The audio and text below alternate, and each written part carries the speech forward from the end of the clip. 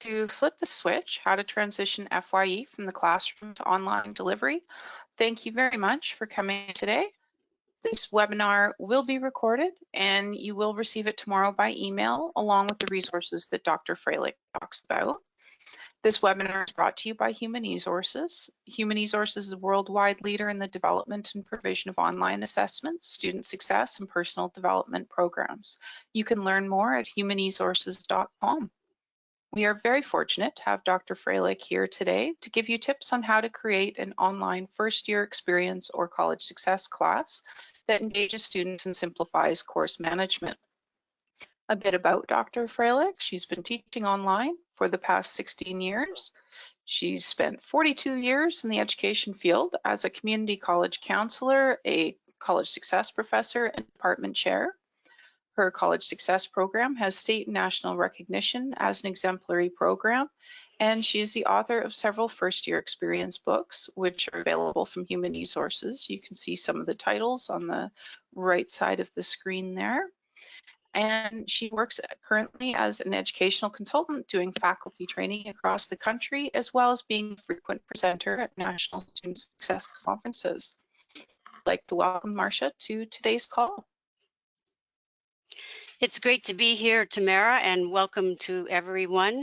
This has been a very popular webinar. We have 76 people signed up today. I want to let you know that we do have time at the end for your questions, so you can write them in the chat box as you think of them, or wait till the end and put them in, whatever works best for you. Here's the agenda for today.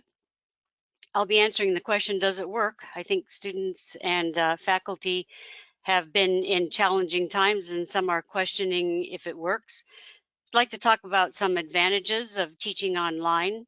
The focus of the presentation today is designing an online course, and it is aimed at faculty who are new to online teaching. But if you're like myself and have been doing this for a while, it's always good to look and see what other people are doing. It's always good to continually improve. So the key for me is to keep it simple and organized. So I will show you how I do that, how to effectively use discussions and assignments and assessments online, how we can provide motivation, encouragement, and feedback. Just a brief tour of my online course. In the last 5 minutes, I'll show you some samples of my interactive online textbook, which works well with teaching online. And then at the end, we'll have time for questions and answers. I'm going to mention several resources today. I'm going to share with you some links to technology that I use and that some of my students use to turn in their assignments. I have my syllabus and an example of an assignment, my rubric. I also have a demo for my online course, which is taught in Canvas. So you can log into my demo account, which doesn't have any of my students in it, and take a look around at how I've set up the course. And you're welcome to copy things there if you would like. So these resources are available on my website, College Success One. Click on Training Notes. And Tamara will also be sending you an email tomorrow with a direct link to all the resources.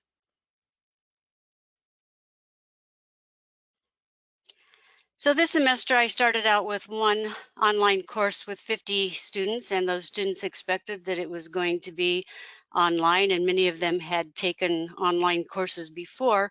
And then mid-semester, I took over a face-to-face course that was transitioning to online because the instructor did not know how to teach online, so I was asked to take that course in the middle. So it was an interesting experience for me last semester, and I was able to work with students who are both comfortable online and new to online. So one of my students who was new to online said that moving the online courses was like moving through a jungle, and I thought that was a good comparison. If you can imagine, you're attending college and then all of a sudden there's a break and you come back and everything is online.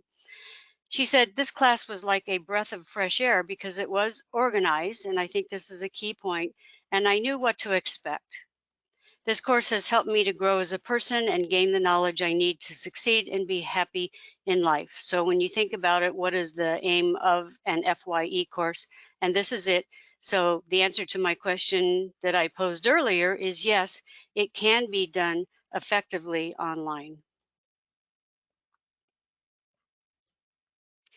Here's another comment from my course that started out as an online class, and I've been teaching this FYE course online 16 years now. This course was probably a game changer for me. I believe I can have the success now in college because of this class. If I didn't take this class, I think I would have been lost, confused, and a lot would have been over my head. But this class gave me an outline, a foundation, perspective, tools, and encouragement to be successful with pursuing a college education. So when I read these comments from my students, I am assured that it does work well online. In fact, when we offer our online sections, those are the first to fill.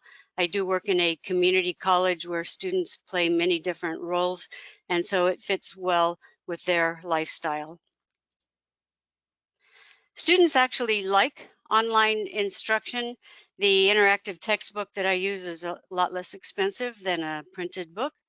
It appeals to students who grew up with technology. Speaking about myself, I'm a digital immigrant. I had to learn the technology, and I'm constantly learning the technology, but our students grew up with it, and they're more comfortable than many of us are with using the technology. They often comment that it's easier than carrying a textbook around. Many of my students actually take my course using their cell phone. When we look at the challenges that we are facing, and Tamara and I were just talking about this while we were waiting for the webinar to start, our students are facing lots of challenges. We're facing lots of challenges. I read in the paper today about higher education is changing, and it's an opportunity to maybe make things better. So it's a dangerous opportunity. It's dangerous and uncomfortable and challenging right now, but we have to look at what are the opportunities. It provides flexibility, and that's important when we can't predict what the environment is going to be next month, next fall. So teaching online helps us to be flexible. I like the idea of hybrid, in which half of the class is online and half is face-to-face. I worked with a college last week who was looking at the hybrid model for the fall, so that half of the students would meet face-to-face and half would be online, and then the next day they would switch so that everyone was half face-to-face and half online, and that can help with social distancing. When we're done with the pandemic, and I look forward to that day very much, I think many of us will have learned how to teach our face-to-face courses with some web-assisted technology.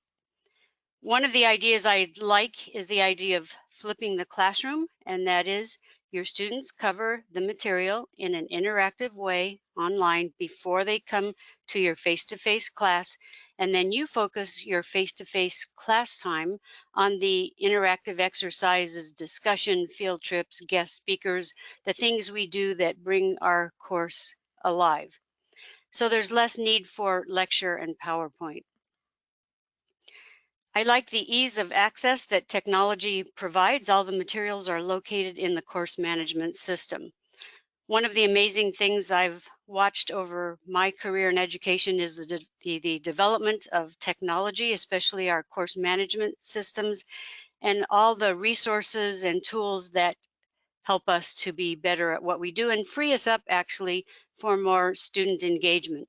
I remember the time when we used to pass out papers and collect them and put the grades on a spreadsheet, and now students turn the assignments in online. We grade them online, and with my textbook, the grades are automatically entered in the grade book as well. So does it work? Here's another answer to that as far as retention and success. Here are some statistics for my online class, fall 2015 to spring 2018. I had a retention rate of 82.6%. That means grades other than a W. And remember, I work at a community college that typically have higher dropout rates. Our college is also a low socioeconomic area. We are 10 miles from the Mexican border. We have lots of refugees from Iraq. There were Christians in Iraq persecuted there. They ended up in San Diego and in Michigan. So we have a very diverse student population. The success rate in my course was 78.3%, grades A, B, or C. So I'd like to explain to you how I achieve these high rates of retention and success, and hopefully you can use some of these strategies as you design your online course. I think the most powerful retention technique that I have is that I am able to view student work online. And that's an early alert that provides me the opportunity to help those students who aren't engaged right away. I've looked at research on student success, and many researchers say the first 6 weeks are critical. And I would disagree with that. I think the first 2 weeks are critical, especially in an online class. So my goal in my online course is to have all students logged in and complete the first assignment satisfactorily. And if that has not happened with all of my students, then I will follow up with them and ask them simply, how may I help you? What are the challenges you're facing that you haven't started yet? Students have to have hope for the future. So if they start a class and they're already behind at the very beginning, then the retention rate is going to fall. So my job teaching an online course is very busy the first 2 weeks, but then things settle down into a pattern, and it's my students know what to expect, and I don't have to follow up so much with them. So my course design that helps me with student success and retention, it is simple and it is organized, and that makes your job easier. It makes my job easier. And then above all, it's easier for students to navigate if you have a simple and organized setup. So beginning with the home page, it's the roadmap. Your home page should have a link on how to get started. I do have an online orientation where students have to introduce themselves to the class. They have to read my syllabus and take a quiz on the syllabus. They can take that quiz 3 times just to make sure they get everything correct and understand everything on the syllabus. It also has my announcements. It has a calendar with links to the weekly modules on the toolbar. So it's very simple. I do have some student resources links on there as well. So here's a look at my home page in Canvas. You can see my announcements. You can see my toolbar to the left there, and the things that are most important are at the top. There's a link to my online textbook. There are some videos posted on how to work in Canvas, the Canvas student guides, and then it's followed by the dates, the weekly dates of my course, and then links to the modules for that week. So when students log into my Canvas container, they have everything they need to get started. The key to my organization are weekly modules. And I would say if you only got one thing from the webinar today, and that is organize your online class in weekly modules. It keeps the organization simple. Students know what to expect. I know that I was working with students online and they were saying, oh, my teacher just added something in my class and that's causing me a problem with time management. And I was thinking, well, I understand that because a lot of faculty transitioned at the last minute, but now we have time to prepare. So everything should be there when the student opens up the course. I think in an emergency situation, week to week is okay, but I think we have to move beyond that. So what do I have in my weekly module? Here's a sample. I start off with a video introduction. This is an overview of what I think are the most important things that we're going to cover that week. I used to use my cell phone and video myself doing that presentation, but I got frustrated with that because I would have to do it over and over because I wasn't happy with the way the video looked. So now I use an avatar to do that, and the avatar is through Telegami. On the next slide, I'll show you that. Then the next item in my weekly module is a link to Chapter 1, Understanding Motivation. So the textbook is directly integrated into Canvas, and if you have Blackboard or other course management systems, it can be integrated there as well.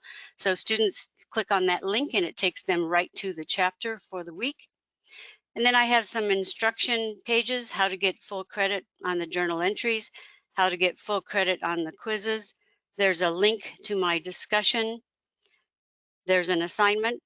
And then here's something new I added a couple of semesters ago and has been working well, and that is participation. I award students 10 points per week for completing their work on time. And it's not extra credit, it's actually part of their grade. And it adds up to about 10% of their grade. So let's say a student misses out on week 2, which is this in my course. They miss out on the participation points, which are 10 points.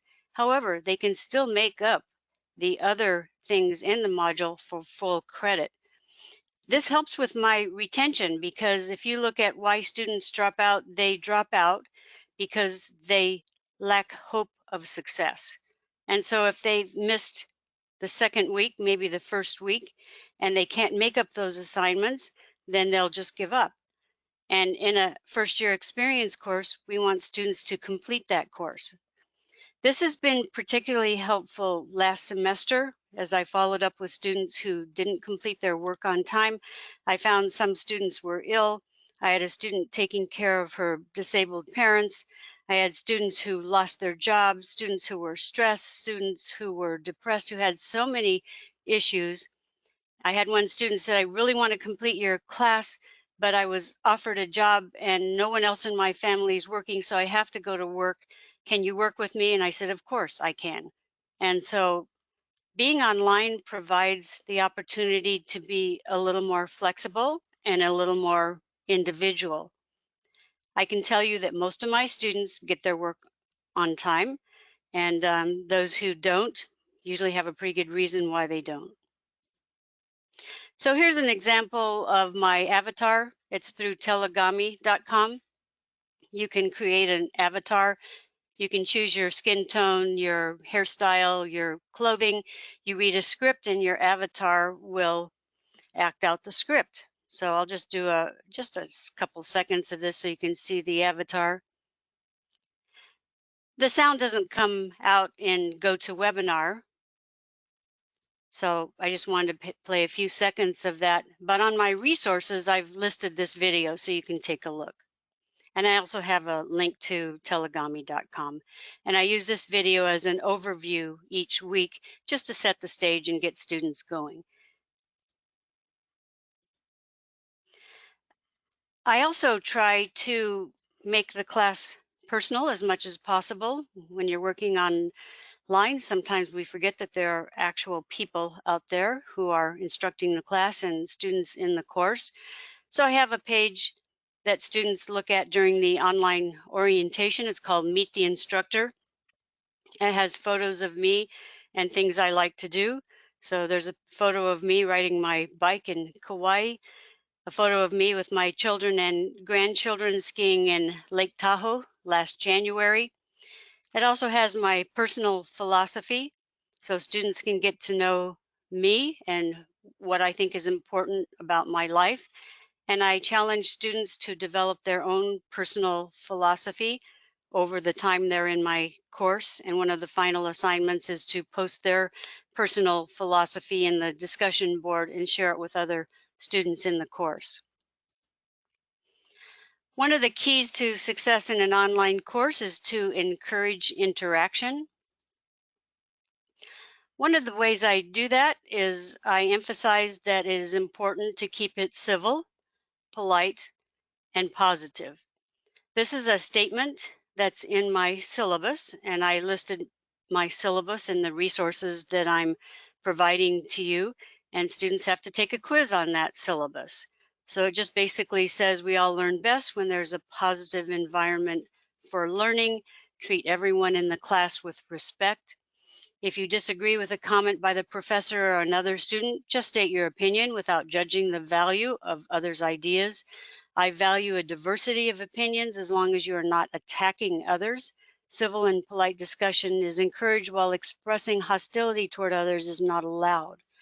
This has kept my course positive for years and years. So students are positive and supportive with one another in the course, and I think this is a good environment for our FYE courses. One of the key tools for interaction in an online course is the discussion board. How you use the discussion board is important. Sometimes we're tempted to just go over the content again in the discussion board and restate it, but I would say that good discussions have a rubric. They begin with an example so students know what to expect. They encourage critical thinking. It's not just restating the content, but it's critical thinking about the content. I provide a variety of choices for students to comment on, and I encourage positive and supportive comments in the discussion board. In order to help my students understand what I expect, here's an example of the rubric that I use in my discussion board. When I post the discussion, I'll give an example and post some questions, and usually I require 100 or 200 words in the post. And then I require students to respond to at least one other student. I think in the fall I'll make it 2 other students. However, I don't want comments like, "Nice post, awesome, definitely, I agree." So I use this little cartoon from makebeliefscomics.com where you can choose a cartoon character and you can fill in the bubble. Try to introduce a little bit of humor here. So here are examples of replies that are minimal and do not earn any credit. And then the second half of it says, here are some examples that earn full credit. So they're a variety of length, but they're what I would call meaningful assignments. They might begin with, "I completely agree with you," but then state why you agree. My discussion boards, I lead by example so that students understand exactly what I would like them to do. So for example, the first discussion is introduce yourself to the class in 100 words. You can introduce yourself by telling about your interests, hobbies, and what is important in your life. Read the other students' posts and comment on at least one of them. And I will change that to 2 in the fall. So here's my 100-word introduction. Here's my sample. I share some personal things about my own life that I'm comfortable with sharing, and then invite students to do the same. So here's the question, here's my sample, here's the rubric. So everything is pretty much organized and students know what I expect. I don't want students to have to count 100 words, so here's what 100 words looks like on the page. So critical thinking on the discussion board. I am including my discussion questions in the resources for today, so you can look through those and see exactly how I apply critical thinking. And I continually work to improve that as I go along. So for example, you could provide several short videos and ask students to comment on one of them. We have a chapter on note-taking and writing and speaking. And for this chapter, I post several videos. One is on the Cornell format, one is on the outline method, one is on how to take notes in math, one is how to do a mind map, one is on free writing. And I ask students to choose one of those and make a comment on them. I can provide a scenario. Let's say you think that you cannot be successful in your math class and you're struggling. How would you provide some suggestions to a student in that scenario? Find something in common with another student. We do careers in my course as a way of motivating students to be successful. So we do a personality assessment that's integrated into the textbook.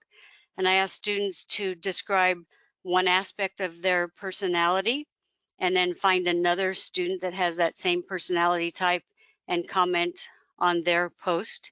Of course, I do post my personality type and comment on that as a way to begin. I invite students to share their personal experience, agree or disagree. They can share the challenges if they're struggling with anything. Their post can be about their struggles that week. The post could also be about something that's going well, celebrating their accomplishments, sharing their point of view. And then often I ask, how can you apply or use the material? And again, these discussion questions are posted on the resources at my website, College Success One. Another thing that's different about online courses is how we assess our student learning outcomes. Traditionally, we have used objective and essay exams. This does cause problems online, and that is it's difficult to prevent cheating. It's difficult for both students and faculty. Let me give you an example of that. My daughter-in-law teaches at the University of San Diego. She teaches art history, and her class was transitioned from face-to-face to online in a very short period of time, and it was right before the midterm. So the first thing she had to do in her online course was put that midterm online. And it was very difficult to create those questions online. And then she was concerned about if students would collaborate and cheat. And then she had international students who were in different time zones, so she couldn't have the exam all at one time. And so I think that we can avoid that situation altogether by doing this. I focus on projects that involve individual creativity rather than doing an objective exam. So one example is a personality project where I have students describe their personal strengths, describe how it affects their learning, how it affects their career choice and their major, how it connects to a possible career, and do research on that career. And then I allow lots of choice on how it's completed. Many of my students are second language learners, so there is a form with questions, and they can just fill out that form in a Word document. They could also do a PowerPoint. They could do a Powtoon.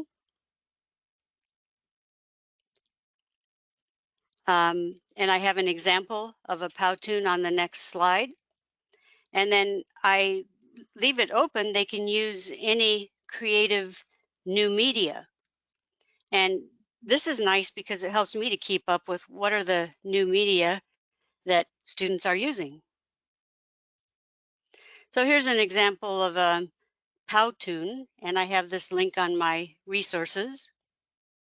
And again, I'm just going to play a few seconds of this because the sound doesn't come out in the webinar, but it has snappy music. You can put graphics in it. So it's just a way to be creative with the assignment. And this Powtoon is listed in my resources if you'd like to take a look.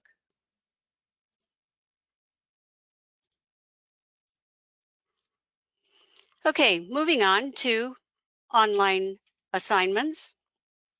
For your online assignments, it's important to provide clear directions.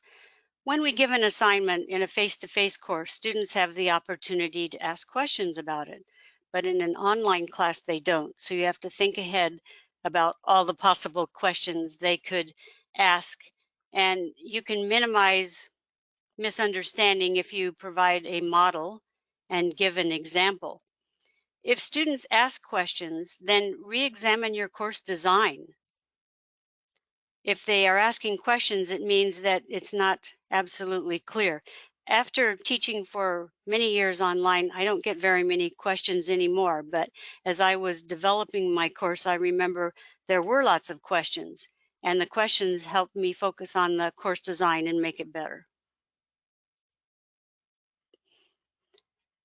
To be successful in any course, whether it's face-to-face or online, we have to provide our students with encouragement and feedback. If you think back about when you were in elementary school, middle school, high school, and a teacher made a positive comment about you or about your work, these are the things that build self-esteem and motivate students to be successful in education. So in an online environment, that's an important tool that we want to continue to use. So how do I provide encouragement and feedback? The discussion board is my main tool. In the discussion board in the class that I had 50 students in, I couldn't reply to every comment because there would be like 150 of them or more per week. And so I would look through and make sure that the comments were correct and that they were positive. And if I noticed any student that no one else replied to, then I would reply to that student. In skimming through the discussion board, I would be looking for items that I could make a positive comment on. And last semester in my course that was transitioned to online, one of the young men in there, I commented on how wonderful his writing was and how insightful it was.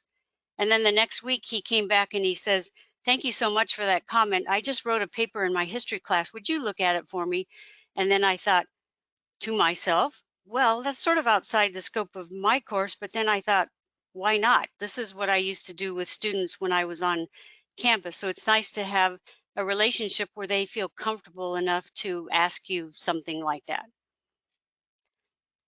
On the assignments, I'm able to make comments through my course management system, and also my online textbook provides me the opportunity to provide comments within the textbook. And not all of my students do wonderful work. Surprise, surprise, some of them need to improve. Some of them think that they can do minimal work. And so early on, I try to catch that, and I tell them how they can improve by taking a look at the rubric again, restating what I expect in a positive way. One of the tools for feedback comes from my course management system. Again, I use Canvas. I've been working with faculty, and sometimes students don't, or faculty don't realize this option that is there. But you can go to your gradebook. For example, I have a column in my gradebook, chapter 14, thinking positively about the future.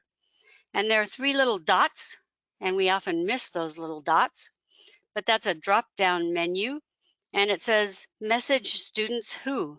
So I can message students who didn't complete chapter 14, and I just write this message. Chapter 14 was due yesterday. Please complete it as soon as possible. Let me know if you're having difficulties completing this assignment. So again, it's immediate feedback as soon as the assignment is missing. My online textbook is an opportunity also to increase engagement. It has interactive activities built in. When we do a face-to-face course, it's nice to do those in the classroom, but they can also be done differently online, but they can be done. I can see the student work online, and that's super valuable because I can follow up with students who are not engaged. And so lots of advantages. Just a few samples of how I have interactivity inside my online textbook. Chapter 1 is about motivation, and we talk about what are the students' dreams for the future. They read the text, they think about it, and then I ask them to write a journal entry. So here's a sample of a journal entry that students would write inside my interactive text. And when you look at this, you realize that everyone is engaged, or if they're not, you help them to be engaged. I taught many years face-to-face, and I would pose a discussion question, and maybe 5 or 6 students are always the ones who volunteer, and you have those in the back who sit there quietly and are maybe hesitant to volunteer, the more introverted students. But in an online class, the introverted students have time to think and write. Some faculty have said, well, do they have difficulty with writing? And I taught English for a short time in my educational career, and I think that writing improves through practice. So this is a non-threatening way to practice writing and express yourself. And that's how we develop writing skills. So we don't want to avoid writing. I let my students know that in an online class, there is quite a bit of writing involved. I even have second language learners who know 2 or 3 different languages. They're struggling with English, And I tell them, just communicate your ideas. I never grade on the grammar. I just want to see your ideas. And I can see improvement from the beginning of my course to the end just because they practice. So online is more writing. Here's another example of a journal entry. We talk about positive thinking in chapter 1. Write 5 positive statements about graduating from college. So again, I can see what students are thinking and I can comment on that inside the textbook. The general pattern of the textbook is there's a small amount of text. Here's a new update to my text. A couple of years ago, I saw Angela Duckworth speak at the FYE conference, and she spoke about her research on student success and talked about grit, which is a never give up attitude. And I just thought that is super important. It's nice that the research shows how important it is. So I just briefly in one paragraph talk about that research. But then I transition it to, I think about how will students relate to this? So I thought about, okay, who are famous people that they might know and how much effortful training did they put into being successful? If you're an NBA superstar or a pro football player or a famous musician, how many hours do you put in effortful training each week? And I just found that by looking it up online. And then how does it apply to students? Okay, you've signed up for courses, and I'm always amazed that some students think that that's all that has to be done, but how much work is actually required? They may not understand that their math course may take up to 10 hours a week to be successful in that course. So I think early on, it's important to know how effortful training contributes to your success. And then there's an interactive activity. Respond to each question with an honest reflection of your habits and beliefs. Number 1, I have a never give up attitude. So here's interaction online. This is automatically scored and feedback is given to the student. There are also quizzes inside the interactive online text. I originally designed these as reading comprehension exercises. That is, you can read the question on the quiz. If you don't know the answer, you could go back and look it up.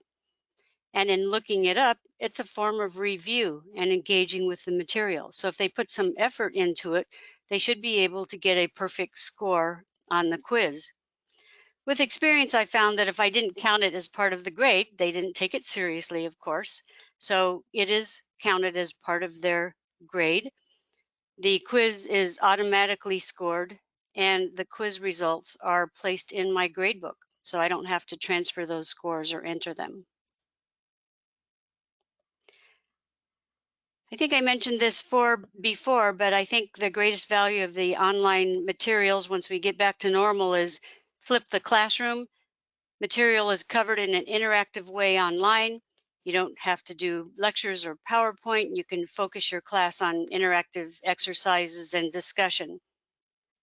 My husband, before he retired, taught a class using my textbook, and it was a face-to-face course. So students were required to finish the chapter on Sunday by 5 p.m. and his class was Monday and Wednesday. And on his Monday and Wednesday class meetings, he focused on interactive activities and guest speakers and field trips and the things that bring our classes alive. In my interactive textbook, I can view the students' results by chapter. I can see their quiz results. I can see their journal entries. I can make a comment on them, and I can give them a grade, which is automatically placed in my grade book. One of the things that I discovered many years ago that helps with student motivation is if students have a vision of the future, if they know why they are attending college, if they know what their major is, they can find the motivation to be. I've always included some career assessment. I have an assessment in my course that has results that are comparable to Myers-Briggs. And it's very interactive. If you click on the plus sign, it explains what it means. is it is a point on a continuum rather than an either or, which I like. The results of the personality assessment are integrated into the chapter in the online text, so the text is personalized for each student based on their assessment results. Based on their assessment results, a very positive personality profile is created, and they can judge whether it's accurate or not. And then it's connected to how does it affect how you learn?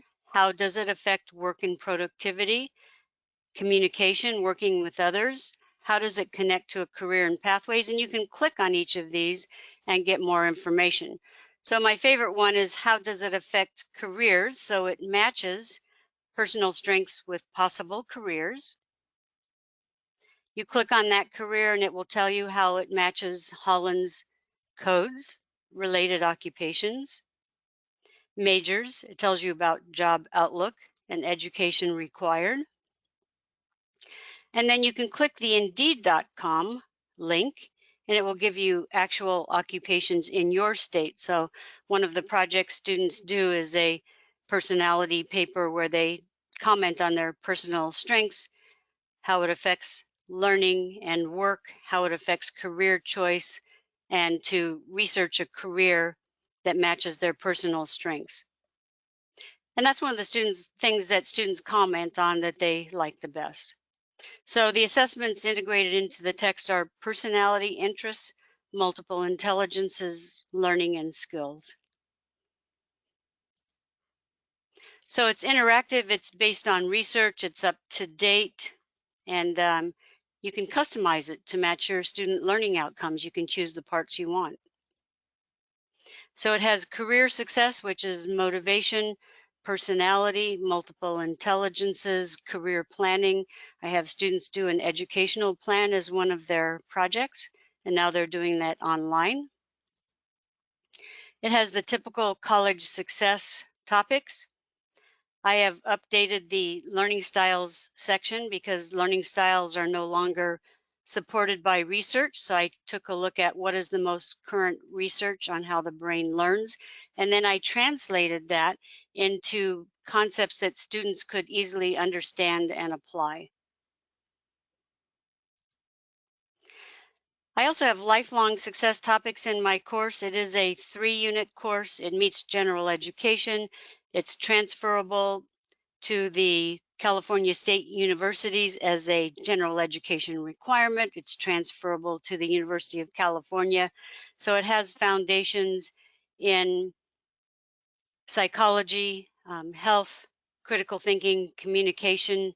So I've added these topics. I know lots of courses are only 1 to 2 units, so I have a concise version that omits many of these topics. You can pick and choose what you like.